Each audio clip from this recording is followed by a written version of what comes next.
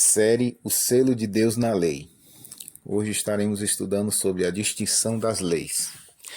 2 Pedro 3, versos 14 a 18 diz: Por essa razão, pois, amados, esperando estas coisas, empenhai-vos por seres achados por ele em paz, sem mácula e irrepreensíveis, e tende por salvação a longanimidade de nosso Senhor, como igualmente o nosso amado irmão Paulo vos escreveu, segundo a sabedoria que lhe foi dada, ao falar acerca desses assuntos, como de fato costuma fazer em todas as suas epístolas, nas quais há certas coisas difíceis de entender, que os ignorantes e instáveis deturpam, como também deturpam as demais escrituras para a própria destruição deles. Vós, pois, amados, prevenidos como estáis de antemão, acautelai-vos, não suceda que, arrastados pelo erro desses insubordinados, descaiais de vossa própria firmeza. Antes, crescei na graça e no conhecimento de nosso Senhor e Salvador Jesus Cristo. A Ele seja a glória, tanto agora como no dia eterno. Hoje iremos iniciar um estudo sobre textos mal compreendidos pela maioria dos cristãos com relação à lei de Deus ou os 10 mandamentos. E esses textos são os seguintes: Gálatas 3, versículo 10, que diz: Todos quantos são das obras da lei estão debaixo da maldição. Gálatas 3, versículo 13, que diz: Cristo nos resgatou da maldição da lei. Efésios 2, verso 15, dizendo o seguinte: aboliu na sua carne a lei dos mandamentos na forma de ordenanças. Colossenses 2, 16 e 17. Ninguém, pois, vos julgue pelo comer ou pelo beber, ou por causa de dias de festa, ou de lua nova, ou de sábados, que são sombras das coisas vindouras, mas o corpo é de Cristo. Tem outros textos, versículos bíblicos que podemos comparar com os que eu acabei de ler. Quais são esses textos? Romanos 3,31, que diz o seguinte: Anulamos, pois, a lei pela fé? Não, de maneira nenhuma, antes confirmamos a lei. Ora, não foi desfeita a lei? Não é maldito que observa? Por que então estabelecer uma lei nessas condições, ainda mais sobre a base da fé? Romanos 7,7, que diz: Que diremos, pois? É a lei pecado? De modo nenhum, mas eu não teria conhecido o pecado senão por intermédio da lei. Pois não teria eu conhecido a cobiça se a lei não dissera: Não cobiçarás.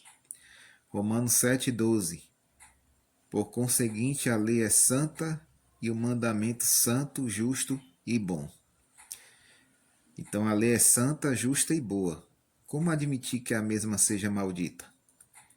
Efésios 6, versículo 2. Honra teu pai e tua mãe, que é o primeiro mandamento com promessa. Paulo adverte a observar esse mandamento. No entanto, seria ilógico observá-lo, já que os 10 mandamentos foram desfeitos, não acha? 1 Timóteo 1, verso 8, que diz: Sabemos, porém, que a lei é boa, se alguém dela se utiliza de modo legítimo. E agora, para onde ir? É inconcebível que uma coisa maldita, desfeita ou anulada, seja boa, concorda? Até aqui é possível ter entendido que há diversidade de leis na Bíblia.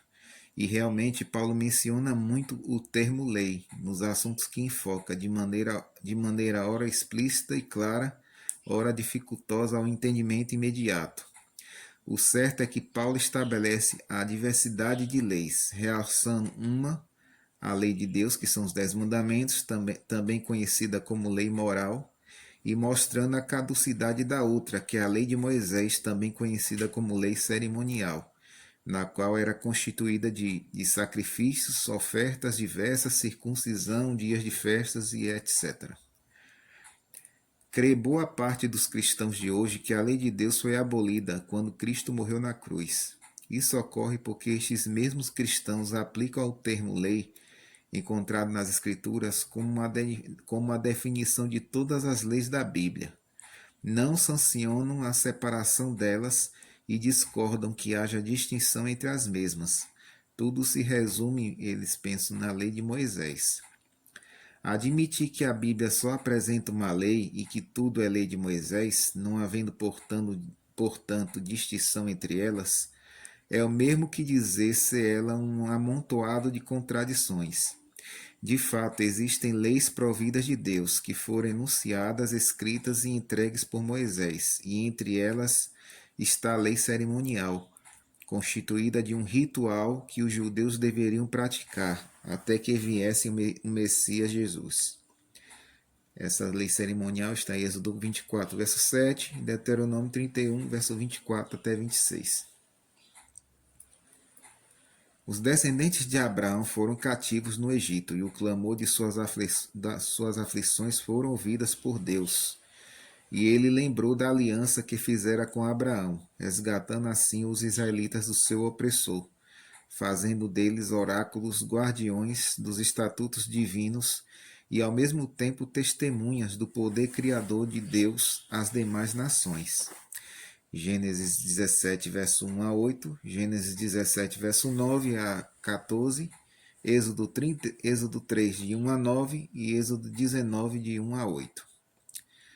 Os rituais cerimoniais que Deus estabeleceu simbolizavam o evangelho para eles, para os judeus, e compunha-se de ordenanças como ofertas, holocaustos, abluções, sacrifícios, dias anuais de festas específicas e deveres sacerdotais. E tais ordenanças foram registradas na lei de Moisés, a lei cerimonial, e não na lei de Deus, que é a lei moral. 2 Crônicas 23, verso 18, 2 Crônicas 30, verso 15 a 17 e Esdras 3, verso 1 até o 5. Todo cerimonialismo representava Cristo. Todos os estatutos e leis cerimoniais que eram realizadas pelos judeus apontavam para Cristo. Todas as coisas realizadas representavam sacrifício, perdão e a salvação realizada por Cristo na cruz. Colossenses 2, verso de 8 a 19. Existem outras leis cerimoniais que estão escritas lá no Antigo Testamento. Outras leis, né, abordando outros temas, né, no Antigo Testamento. Um exemplo de algumas dessas leis. Leis acerca dos altares, que já está em Êxodo 20, versos 22 a 26. Leis acerca dos servos, Êxodo 21, de 1 a 11. Leis acerca da violência, Êxodo 21, de 12 até o 36. Leis acerca da propriedade, Êxodo 22, de 1 a 15. Leis civis e leis religiosas, Êxodo 22, do 16 ao 31. A lei dietética, ou lei da alimentação, que é a lei Levítico capítulo 11. A leis para os sacerdotes, que é Levítico 21, verso 1 até o 24. Existe, porém, um código particular e distinto, escrito e entregue pelo próprio Deus a Moisés, que é a lei moral, que é os 10 mandamentos. Isso está em Êxodo 31, verso 18. Esta lei é universal e eterna. Isso está em Isaías 56, versos 1 até o 8, e Mateus 5, 17 até o 20, e Eclesiastes 12, versos 13 e 14. Portanto, estudando com cuidado e humildade, buscando o auxílio do Senhor para compreendê-las, poderemos, através do Espírito Santo, ter a mente esclarecida e encontrar na Bíblia essa variedade de leis. Que Deus abençoe cada um de vocês.